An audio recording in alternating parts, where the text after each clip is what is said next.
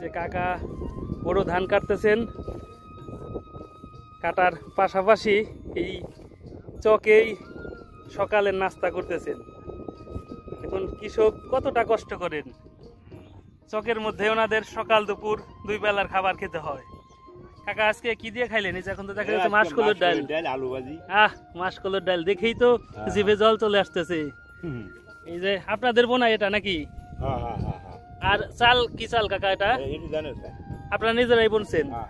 সব আপনাদের জিনিসই, খালি তেল কিনা লাগে, তেল মশলা। কয় বিঘা এবার আবাদ করছেন কাকা? তাহলে তো অনেক লোকের দরকার হয় আপনাদের এই ধান কাটার জন্য। 12 জন নিয়ে আসছেন। আচ্ছা, এবার ফলন কিরকম হয়েছে কাকা? আচ্ছা, দাম কিরকম যাচ্ছে এবার? হ্যাঁ, আচ্ছা, এই চালটা তো খুব মজার, মানে চাল, মানে ভাতটা খুব ভালো হয়, মিষ্টি মিষ্টি লাগে।